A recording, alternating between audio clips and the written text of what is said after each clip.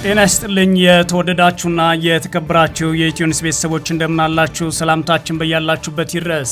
እነሆ አዳዲስና ወቅታዊ መረጃዎችን አዘጋጅተን ወደ እናንተ ማድረስ ጀምረናል። ከኢትዮኒውስ የዕለቱ ዜና ውጃ ጋር አብራችሁ እንድትቆዩ ግብዣችን ነው። በቅድሚያም ዋና ዋና ዜናዎችን አስቀድሜ እነግራችኋለሁ። በወልቃይት ጠገዴ ሰቲት ሁመራ የብልጽግና ጊዜያዊ አስተዳደር በርካታ ከተሞች ሰልፍ ተደርጓል። በአስተዳደሩ የተከዜ ዘብ ላይ ደግሞ የጥቃት መከፈቱ ተሰምቷል። የብልጽግና የአካባቢው አመራሮች ከጀርባ ጥቃት ተፈጽሞብናል ሲሉ ክስ አሰምተዋል። በሌላ በኩል በአማራ ክልል የተለያዩ አካባቢዎች በአገዛዝ ጦርና ፋኖ ኃይሎች መካከል የሚደረገው ውጊያ ዛሬም ቀጥሏል። ዝርዝሩን ትሰሙታላችሁ። በአገዛዙ ጦርና በትግራይ ኃይሎች መካከል አዲስ ውጊያ መቀስቀሱ ተሰምቷል። የብልጽግና አገዛዝ ጦር የከባድ መሳሪያ ድብደባ እያደረገም ይገኛል። በሌሎች ሁለት የተለያዩ አካባቢዎች ደግሞ በትግራይ ኃይሎችና ራሳቸውን የትግራይ ሰላም ሰራዊት ብለው በሚጠሩ ታጣቂዎች መካከል ውጊያ መቀጠሉን የመረጃ ምንጮች ተናግረዋል።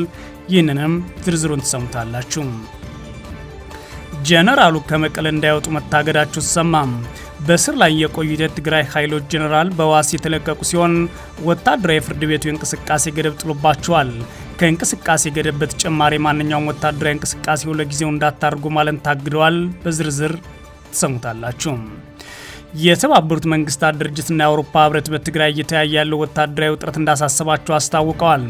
ተመድን ባወጣው መግለጫ ሁሉም ወገኖች ወደ ውይይት እንዲመለሱ ጥሪ ያቀረበ ሲሆን የተለያዩ ሀገራት ዜጎቻቸው ወደ አማራ ክልልና ትግራይ ክልል እንዳይሄዱ ከአዲስ አበባ ውጭ እንዳይንቀሳቀሱ ማሳሰቢያዎችን አውጥተዋል። ዝርዝሩን ትሰሙታላችሁ። እስራኤላውያን በኢትዮጵያ የሚገኙ በርካታ ቤተሰቦቻቸው ወደ እስራኤል እንዲገቡ በሰላማዊ ሰልፍ መጠየቃቸውን ቀጥለዋል። በተለይም በትግራይና በአማራ ክልል በተቀሰቀሰው ወታደራዊ ውጥረት ምክንያት በስጋት ላይ የሚገኙ 10 ሺህ የሚጠጉ ዘመዶቻቸው እስራኤል እንዲገቡ መንግስት ሁኔታዎች እንዲያመቻችላቸው መጠየቅ በትላንትናው ዕለት በመቶዎች የሚቆጠሩ ሰልፈኞች በእስራኤል ፓርላማ ፊት ለፊት ሰልፍ አድርገዋል። ዝርዝሩን ትሰሙታላችሁ። የኢራን ጠቅላይ መሪ ካሚኒ አሜሪካ ጥቃት የምትፈጽም ከሆነ ቀጠናዊ ጦርነት እንዲነሳል ሲሉ አስጠነቀቁም። የሳውዲ መከላከያ ሚኒስትር ትራምፕ እርምጃ ካልወሰዱ ኢራን መልሳ ትጠናከራለች ብለዋል። በቀጠናው የተፈጠረው ወታደራዊ ውጥረት ወደ ተኩስ ይገባል የሚል ስጋት ተፈጥሯል። የተወደዳችሁና የተከበራችሁ የኢትዮኒውስ ቤተሰቦች አብራችሁ ውስጥ ቆዩ። እነዚህና ሌሎች ትሰማላችሁ። መልካም ቆይታ ይሁንላችሁ። በወልቃይት ጠገዴ ሰቲት ሁመራ የብልጽግና ጊዜያዊ አስተዳደር በርካታ ከተሞች ሰልፍ ተደረገ።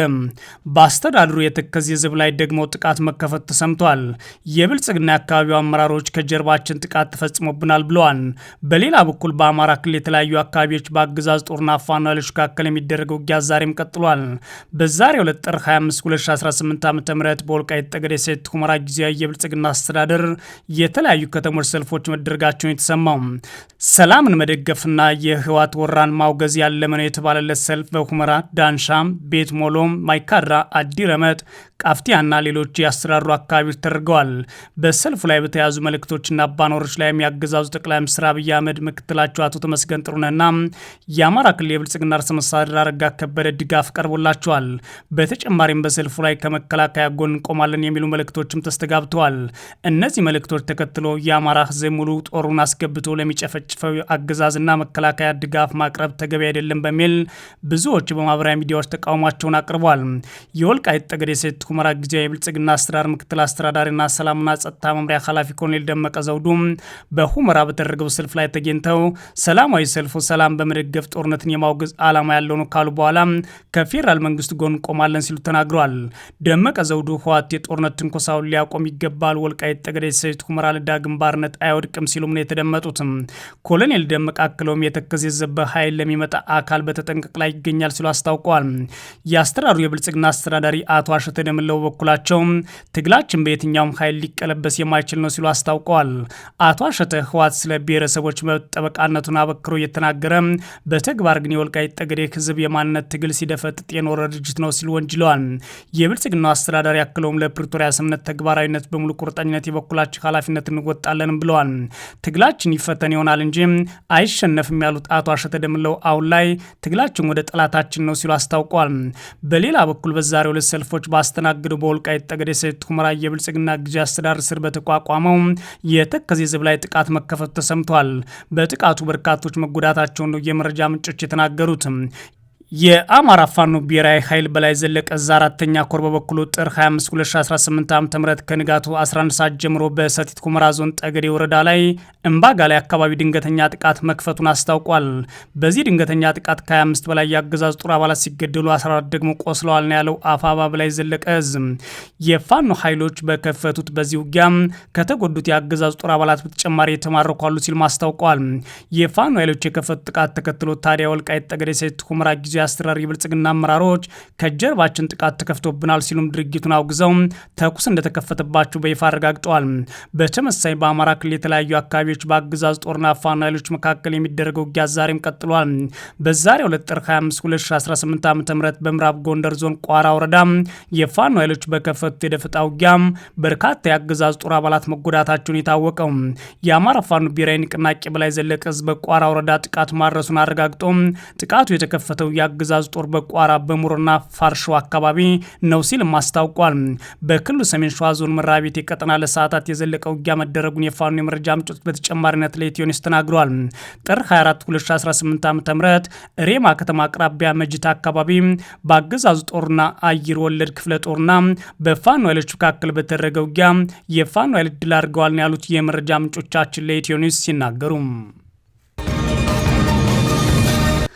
በአገዛዝ ጦርና በትግራይ ኃይሎች መካከል አዲስ ውጊያ መቀስቀሱ ተሰማ። የብልጽግና አገዛዝ ጦር የከባድ መሳሪያ ድብደባ እያደረገ ይገኛል። በሌሎች ሁለት የተለያዩ አካባቢዎች ደግሞ በትግራይ ኃይሎችና ራሳቸውን የትግራይ ሰላም ሰራዊት ብለው በሚጠሩት ታጣቂዎች መካከል ውጊያ መቀጠሉን የመረጃ ምንጮቻችን አስታውቀዋል። በዛሬው ዕለት ጥር 25 2018 ዓ.ም በትግራይ ክልል ወጅራት አካባቢ ለስድስተኛ ቀን ውጊያ መቀጠሉ ሲሰማ፣ በሌሎች አካባቢዎች ደግሞ አፍላ ውጊያ መቀስቀሱ ነው የኢትዮ ኒውስ የመረጃ ምንጮች የተናገሩት። በደቡባዊ ትግራይ ቀጠና ወጅራት አካባቢ የሚደረገው ውጊያ በቡድን መሳሪያዎች ታግዞ መቀጠሉን የተናገሩት የመረጃ ምንጮች በተለይም ገነቴ፣ ሰበበራና ሰንአላ የተባሉ አካባቢዎች ሰብአዊና ቁሳዊ ጉዳት ደርሷል ብለዋል። ከትላንት በስቲያ የብልጽግና አገዛዝ በትግራይ ኃይሎች ላይ የድሮን ጥቃት በመፈጸም ድጋፍ አድርጎላቸዋል የተባሉትና ራሳቸውን የትግራይ ሰላም ሰራዊት ብለው የሚጠሩት ታጣቂዎች ናቸው በወጅራት አካባቢ ከትግራይ ኃይሎች ጋር ውጊያ መቀጠላቸው የተሰማው።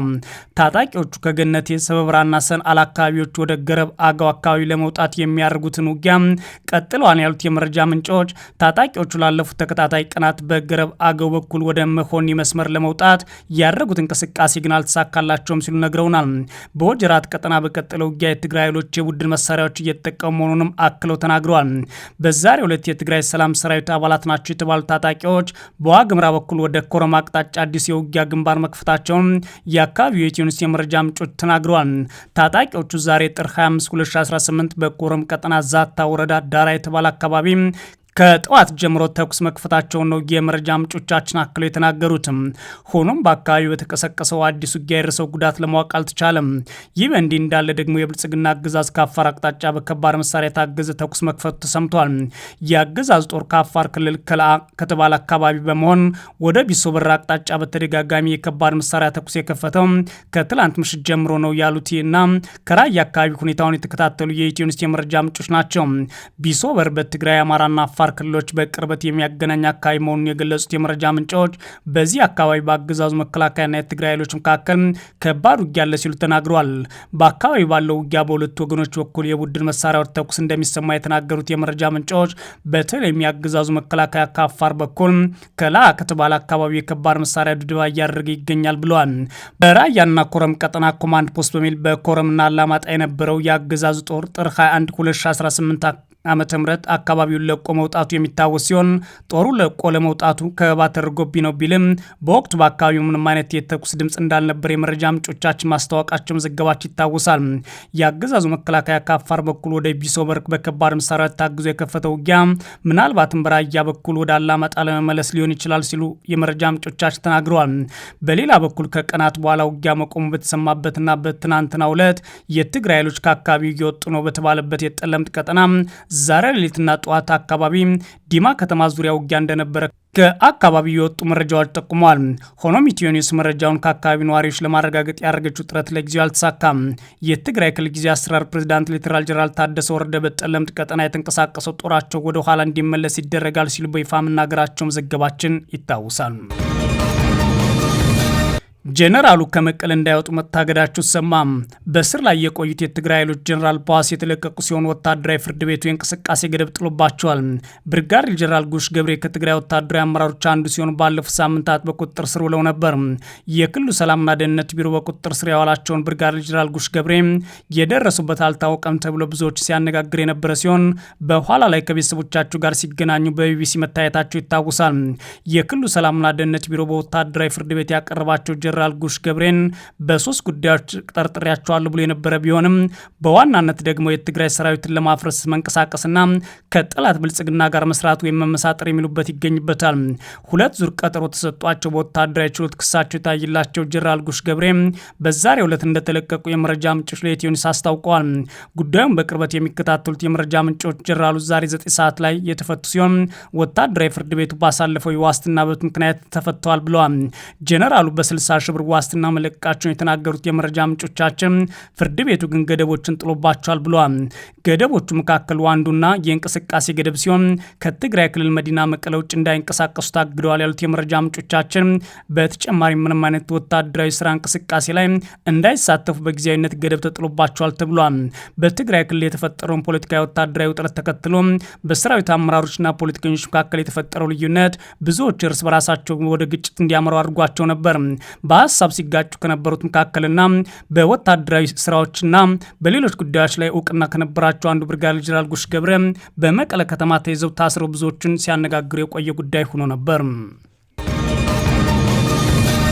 የተባበሩት መንግስታት ድርጅትና የአውሮፓ ህብረት በትግራይ እየታየ ያለው ወታደራዊ ውጥረት አሳስቦናል ብለዋል።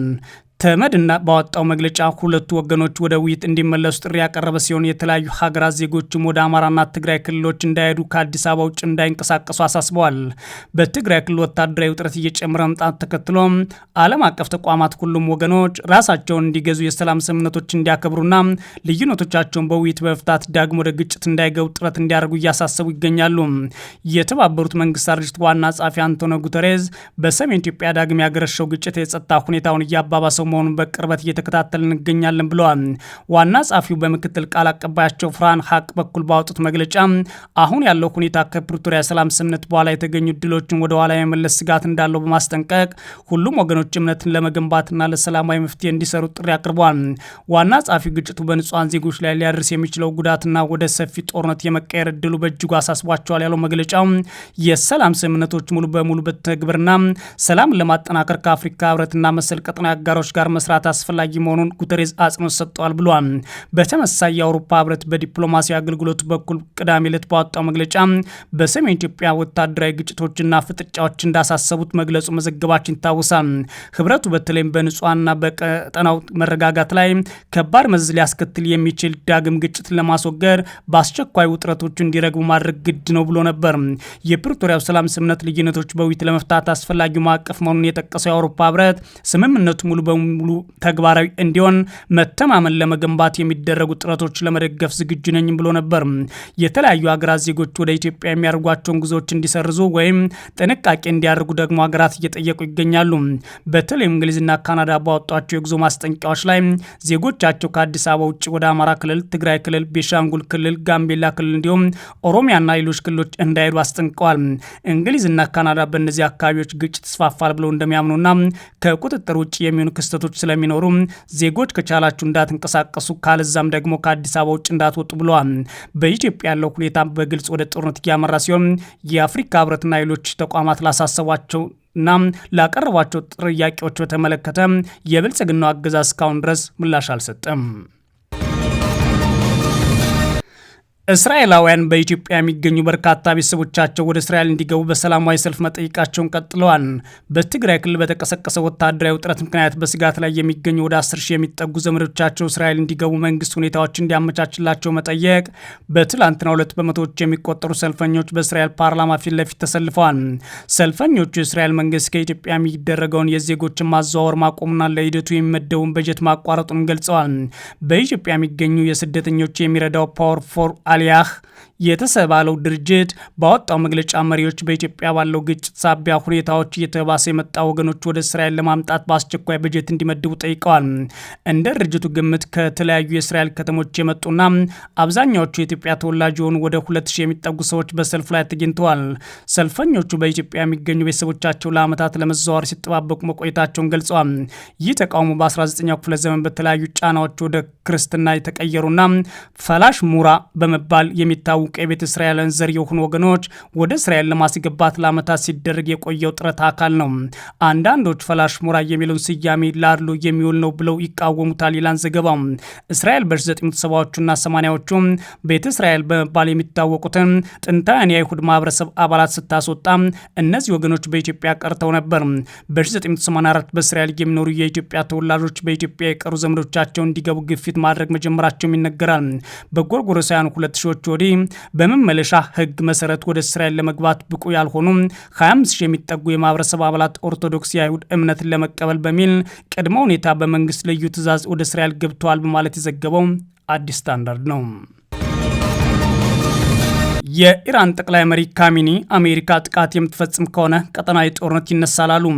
የሳውዲ መከላከያ ሚኒስትር ትራምፕ እርምጃ ካልወሰዱ ኢራን መልሳ አጠናክራለች ብለዋል።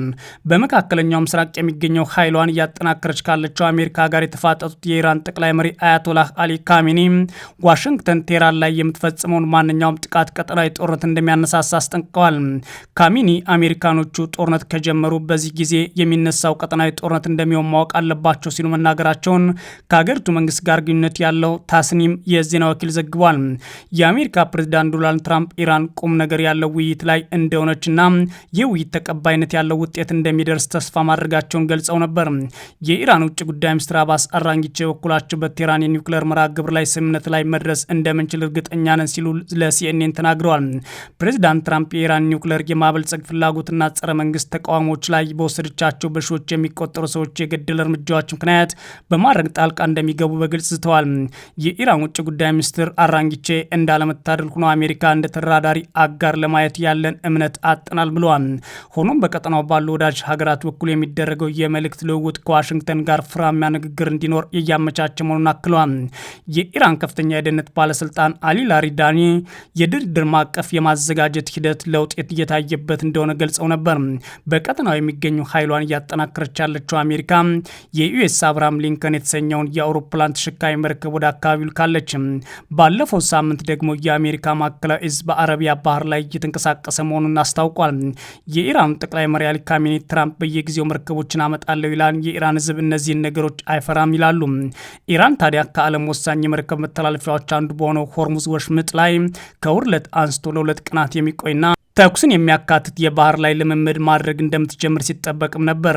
ይሁን እንጂ የዜና ወኪሉ ሮይተርስ ያነጋገራቸው አንድ የኢራን ባለስልጣን የኢራን አብዮታዊ ዘብ የባህር ላይ እንዲህ አይነት ልምምድ የማድረግ እቅድ እንደሌለው መግለጻቸውን ኦርለት ዘግቧል።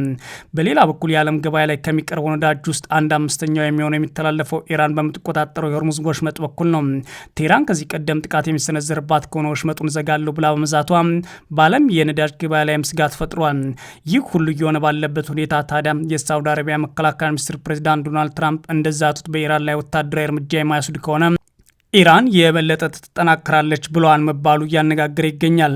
የአሜሪካዊ ዜና ድረገጽ አክሲዮስ የመከላከያ ሚኒስትሩ ልዑል ካሊድ ቢን ሳልማን አረብ ዕለት ዋሽንግተን ውስጥ በተደረገ የግል ውይይት ላይ አሜሪካ ኢራን ካልመታች አገዛዙ ተጠናክሮ ይወጣል ማለታቸውን በስፍራው የነበሩ ምንጮች ጠቅሶ ዘግቧል። የኢራን ውጭ ጉዳይ ሚኒስትር ቃል አቀባይ ግን የአንድን ሀገር አቋም በመገናኛ ብዙሃን ዘገባ ብቻ አንመዝነውም፣ ዘገባውን አጣጥለው ሀገራቸው ከሳውዲ አረቢያ ጋር ቋሚ ግንኙነት እያደረገች ትቀጥላለች ብለዋል። እሁድ ዕለት የወጣው አሽራቅ አል አውሳጥ ጋዜጣ አንድ የሳውዲ ከፍተኛ ባለስልጣን ጠቅሶ እንደዘገበው ሳውዲ አረቢያ በኢራን ላይ ያላት አቋም አልተቀየረም ሲሉ አስተባብለዋል። ስማቸው ያልተጠቀሰው ባለስልጣን እንደተናገሩት ሳውዲ በኢራን ወይም በሳውዲ መካከል የተከሰተውን ችግር በዲፕሎማሲና በንግግር እንዲፈታ ትፈልጋለች ማለቷን ቢቢሲ ዘግቧል። የተወደዳችሁና የተከበራችሁ የኢትዮ ኒውስ ቤተሰቦች መረጃዎቻችን እነዚህ ነበሩ። መልካም ጊዜ እመኛለሁ።